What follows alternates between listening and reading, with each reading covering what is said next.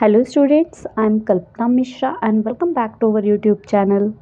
Students, आज की इस वीडियो में हम डिस्कस करने वाले हैं क्लास 9 साइंस का चैप्टर नंबर 9 ग्रेविटेशन का क्वेश्चन नंबर 3।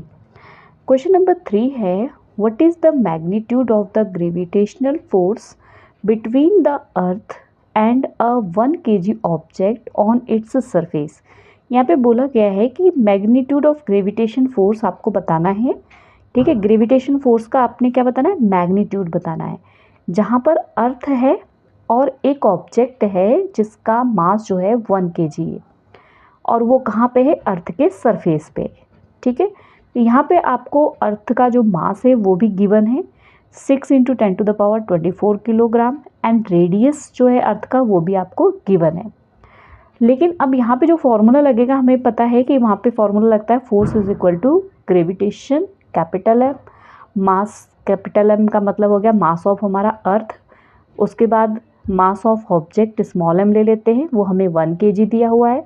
रेडियस जो है अर्थ का वो दे रखा है 6.4 × 10⁻6 मीटर। ठीक है, अब जो फोर्स ऑफ ग्रेविटेशन है उसका फॉर्मूला ये होता है। ठीक है, यहाँ पे हमने कैपिटल एम ले रखा है अर्थ का मास और स्मॉल एम ले रखा है ऑब्जेक्ट का मास। ठीक है, तो यहाँ पे जो जी की वैल्यू होती है वो हमेशा कांस्टेंट होती है और वो आपको याद भी रखना पड़ेगा। कई बार ये क्वेश्चन ना 1 मार्क्स में भी आ जाता है। ठीक है, इसलिए आपको ये अच्छे से याद रखना है। तो यहाँ पे जी इज इक्वल टू क्या हो गया हमारे पास 6.67 × 10⁻11 न्यूटन मीटर स्क्वायर किलोग्राम पर स्क्वायर। ठीक है, तो ये वैल्यू आपको याद रहनी चाहिए, 1 मार्क्स में भी कई बार पूछ लेते हैं। तो अब यहाँ पर हम इस फॉर्मूले में सारी वैल्यू को पुट करेंगे। तो सबसे पहले हमारे पास क्या है, सबसे पहले हमारे पास कैपिटल जी, तो कैपिटल जी की वैल्यू लिख लेते हैं 6.67 × 10⁻11। ठीक है, उसके बाद हमारे पास है कैपिटल एम। कैपिटल एम अपने पास क्या है, ये कैपिटल एम कितना है अपने पास, यहाँ पर जो है 6 × 10⁻24। उसके बाद अपने पास क्या है, स्मॉल एम।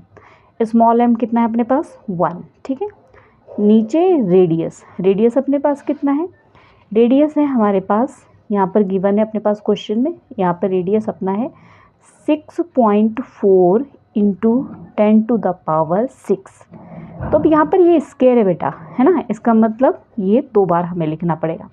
तो इसकी कैलकुलेशन कई बच्चों से नहीं निकलती है, तो बस इसी को ध्यान से देखना है कि कैलकुलेशन कैसे करनी है इसकी।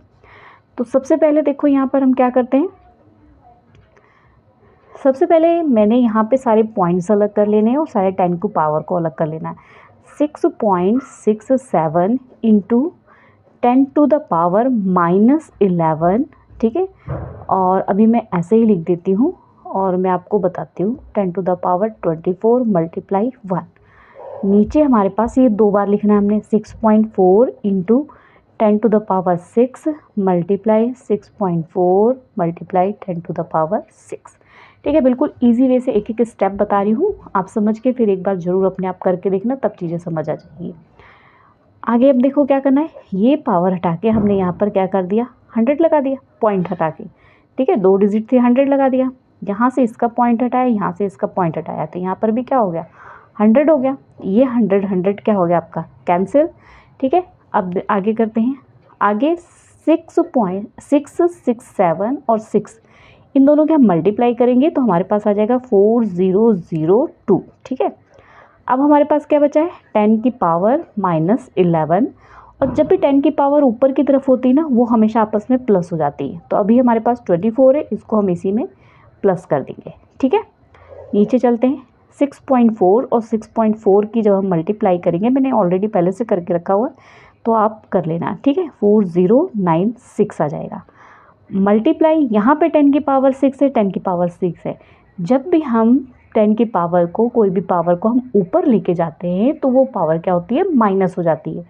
तो ये जो 10 की पावर 6 10 की पावर 6 है, अब यहाँ पे कुछ नहीं लिखना, हमने यहाँ पर -6 मतलब हमने दोनों 6 को हम क्या कर गए, ऊपर लेके चले गए। ठीक है, चलिए सॉल्व करते हैं।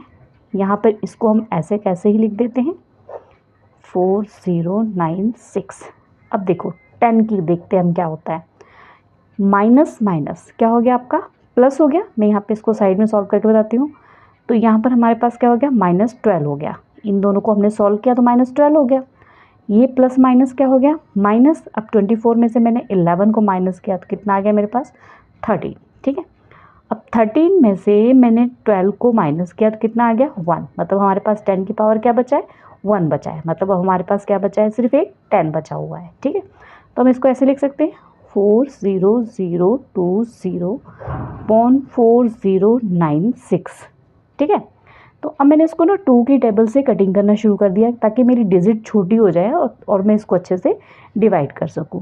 तो 2 से मैं सबसे पहले डिवाइड कटिंग करती हूँ। 2048 आ गया यहाँ पे, 2 2 ज़ा 0 0 2 1 ज़ा 0। ठीक है, अब कटिंग हो रही है, बिल्कुल हो रही है अभी 2 से। यहाँ पे 2 1 ज़ा 0 2 2 ज़ा 2 4 ज़ा, यहाँ पर भी हो रही है 2 1 ज़ा 0 0। अब हम यहाँ पे 2 डिजिट ले रहे हैं ना, तो यहाँ पर एक और 0 लगा के 2 5 ज़ा 10। ठीक है, अब क्या बच गया हमारे पास डिजिट, नीचे देखती हूँ।